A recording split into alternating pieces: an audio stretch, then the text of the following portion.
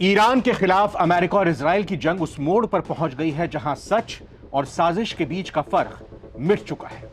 दुनिया को बताया गया कि अमेरिकी कमांडोज ईरान के पहाड़ों में अपने लापता पायलट को बचाने घुसे थे। एक सैनिक को बचा भी लिया गया, लेकिन आज ईरान ने एक ऐसा खुलासा किया है, एक ऐसा आरोप लगाया है, ऐसा दावा किया है जिसने अमेरिका की नींव हिला दी है। ईरान का दावा है कि अमेरिका अपने पायलट को बचाने नहीं, बल्कि ईरान के 400 किलो से ज्यादा संवर्धित यूरेनियम, एनरिच यूरेनियम को चुराने के लिए आया था। तो क्या पायलट सिर्फ एक कवर था अमेरिका का? क्या ट्रंप प्रशासन दुनिया की आंखों में धूल झोंक कर परमाणु खजाना ईरान का लूटने की कोशिश कर रहा है? सारी दुनिया पर आज यह खबर सिर्फ एक युद्ध की नहीं है, बल्कि एक ऐसे इल्जाम की है जो दुनिया की राजनीति को हिला सकता है। ईरान के यूरेनियम पर कब्जा करना अमेरिका के लिए क्यों इतना खतरनाक है? 400 किलो का ये यूरेनियम ईरान के लिए कितना कीमती है, जिसकी हिफाजत ईरान की सेना जान से भी ज्यादा कर रही है? गिद्ध की तरह इस खजाने पर नजर गड़ाए बैठे ट्रंप क्या इसे कभी हासिल कर भी पाएंगे? तो आइए एक एक कर सारी खबरों की कड़ी को जोड़ते हैं। नमस्कार, बहुत बहुत स्वागत है आप सभी का। नवभारत टाइम्स आप देख रहे हैं, मैं रविंद्र सिंह आपके साथ। एनडीटीवी और पत्रिका की रिपोर्ट के मुताबिक जिस इलाके में अमेरिकी F-15E फाइटर जेट गिरा था, वो कोई साधारण जगह नहीं थी, दुर्गम पहाड़ी जगह थी। ईरान का शक है कि उस जेट में पायलट के साथ साथ कुछ ऐसे सेंसर्स और इक्विपमेंट थे, ऐसे साजो सामान थे जिनका काम यूरेनियम की लोकेशन ट्रेस करना था। ईरान का कहना है कि पहाड़ों के नीचे उनके गुप्त बेस में 450 किलो के करीब यूरेनियम मलबे में दबा हुआ है, जिस पर अमेरिका की नजरें गड़ी हुई हैं। अमेरिकी सैनिकों ने जिस फुट ऑन ग्राउंड ऑपरेशन को अंजाम दिया, उसका असली मकसद उस यूरेनियम तक पहुंचना था, उस यूरेनियम को हासिल करना था, चोरी करके ईरान की धरती से ले जाना था। क्योंकि अमेरिका को डर है कि यह यूरेनियम किसी और के हाथ में लग सकता है। ईरान इसको अपने पास रखकर परमाणु बम बना सकता है।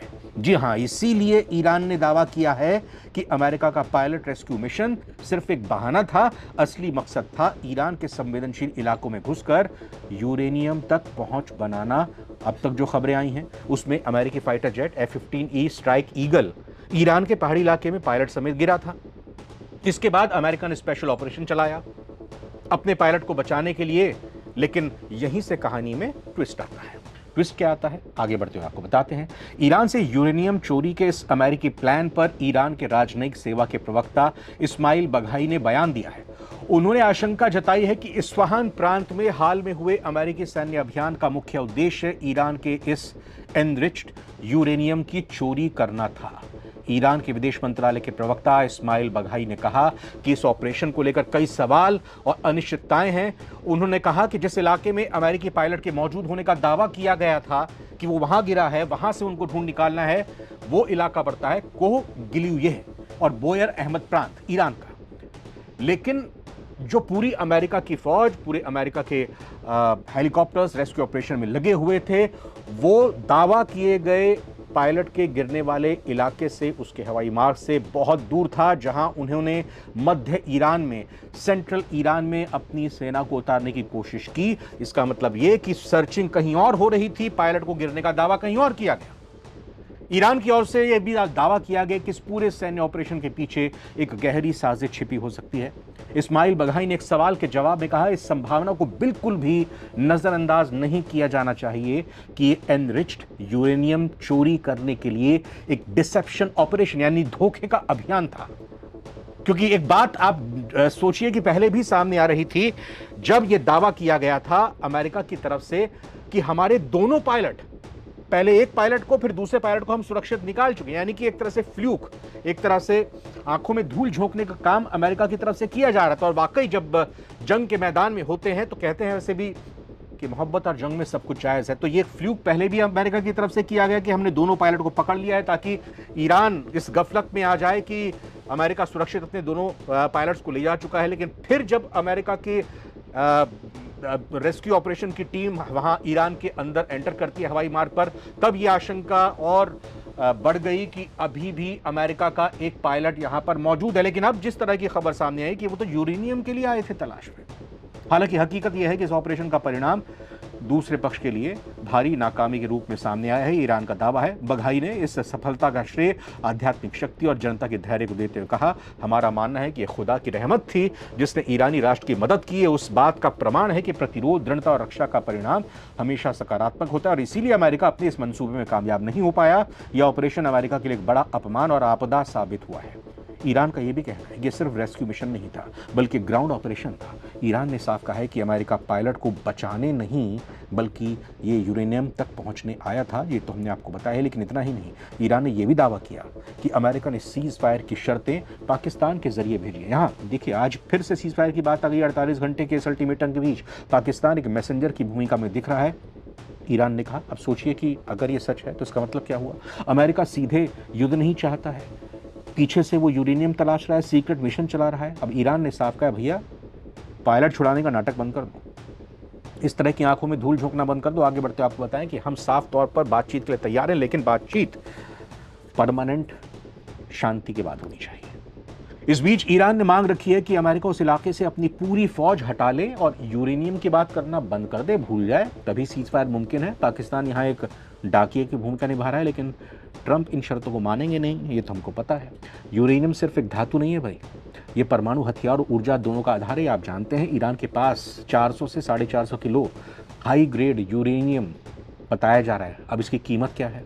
रिपोर्ट्स के मुताबिक 1 किलो यूरेनियम की कीमत लाखों डॉलर तक जा सकती है, यानी कुल कीमत हजारों करोड़ रुपए। लेकिन असली कीमत पैसे में नहीं, इसकी पावर में है। परमाणु हथियार, न्यूक्लियर ऊर्जा, ग्लोबल दबदबा, ये तीनों चीज़ें यूरेनियम आने से हो जाती हैं। ईरान का जखीरा कोई साधारण जखीरा नहीं है, इसे लगभग 60% शुद्धता तक एनरिच किया गया है। 90% के बाद आप कुछ कहते हैं 70% के बाद, थोड़ा इसमें टेक्निकल चीज़ है तो इसमें माफ़ कीजिएगा अगर कुछ गलत हुआ तो 70% या 90% के बाद आप परमाणु बम बना सकते हैं। इससे कहीं ज़्यादा कीमती हो जाता है। अब 60% तक वो एनरिच किया जा चुका है। सेंट्रीफ्यूज का इस्तेमाल करके भारी मात्रा में ऊर्जा की खपत होती है और इस पूरी प्रक्रिया से ईरान गुजर चुका है। और यही वजह है कि एनरिच्ड यूरेनियम की कीमत प्राकृतिक यूरेनियम से काफ़ी ज़्यादा होती है। यानी एक तरफ नॉर्मल यूरेनियम हो गया और दूसरी तरफ एनरिच किया हुआ 60% किया हुआ ये एनरिच यूरेनियम। अगर बुनियादी बाजार दरों पर हिसाब लगाया जाए तो 400 किलोग्राम यूरेनियम की कीमत काफ़ी कम लगेगी, लेकिन जब इसको 60% से ज़्यादा एनरिच कर दिया गया है तो इसकी कीमतों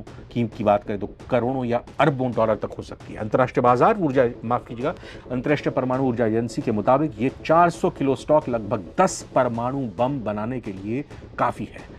अमेरिकी राष्ट्रपति ट्रंप ने बार बार कहा ईरान के परमाणु हथियार विकसित करने की इजाज़त नहीं दी जानी चाहिए। यही चिंता उन चर्चाओं की वजह बन चुकी है जिनमें यूरेनियम के जखीरे को हथियाना शामिल है और उसी की ये कड़ी और कोशिश मानी जा रही है। लेकिन ऐसी सामग्री को जब्त करने का प्रयास बहुत मुश्किल, जोखिम भरा है। विशेषज्ञ इस पर चेतावनी देते हैं कि इसके लिए ईरान के अंदर लंबे समय तक सैन्य मौजूदगी की ज़रूरत पड़ सकती है। इस वजह से इस क्षेत्र में तनाव बढ़ने और संघर्ष की संभावनाएं भी बढ़ जाएंगी।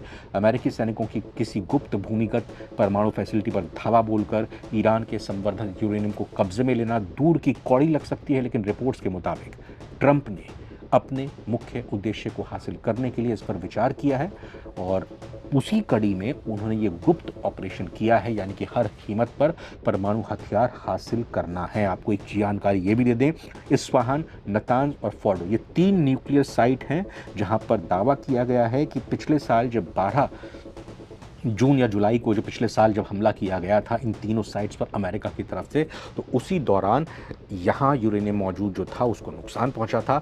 अब ये यूरेनियम वहीं मलबे में दबा हुआ है, ये यूरेनियम नष्ट हो गया है। इस यूरेनियम से क्या परमाणु हथियार ईरान ने बना लिया है या ये यूरेनियम कहीं और शिफ्ट कर दिया है? ये कई सारे सवाल हैं, लेकिन कुल मिलाकर अमेरिका के लिए राह आसान नहीं है और ईरान को भी बड़ी चुनौतियों का सामना करना पड़ेगा। आपका क्या मानना है कि जो पूरा का पूरा मिशन था कि वाकई पायलट को बचाने के लिए था या ईरान के यूरेनियम को चुराने के लिए था? कमेंट में ज़रूर बताइएगा। फिलहाल सारी दुनिया के आज के एपिसोड में इतना ही। नमस्कार।